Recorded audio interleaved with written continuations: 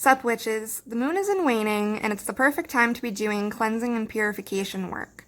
So because I'm running low, I'm going to show you how to make this simple purifying blend that I kind of use as an alternative to black salt.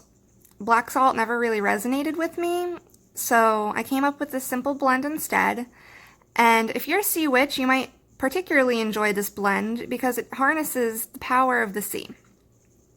So, we have sea salt, rosemary, sage, and seashells.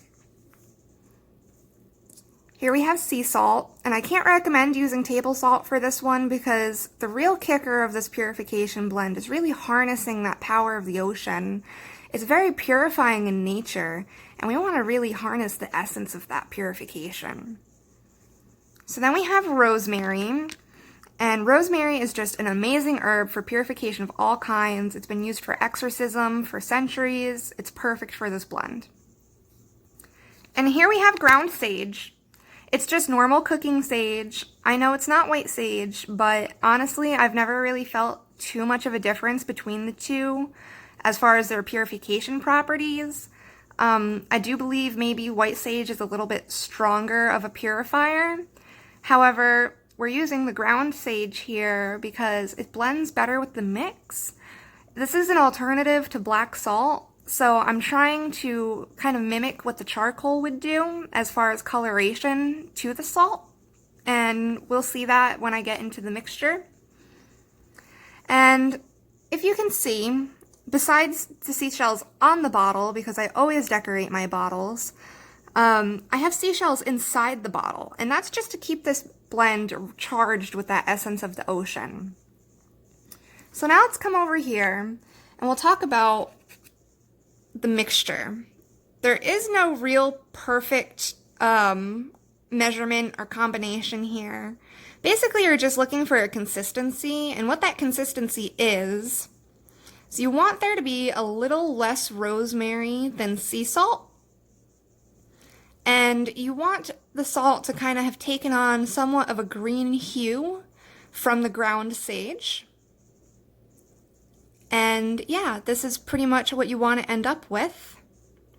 So now let me talk about how I would go ahead and bless or enchant this blend. I'm not going to do it on camera. I'm highly against casting magic on camera. It's just very personal.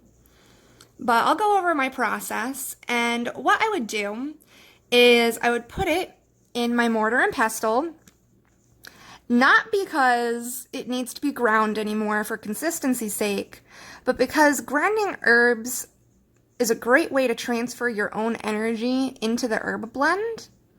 So I would grind this in a counterclockwise or Widdershins rotation, and that would be to get that energy of banishment in there.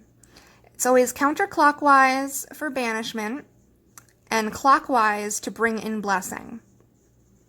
So after I do that, I would lay my hands upon it, and I would really just push all that energy of my intent for banishment into this mix. And I would do that while meditating, getting into a very sacred space. And when I feel like it's good and charged, I would go ahead and say my incantation over it. I wrote this incantation, and you can use it anytime you use this herb blend in the future too.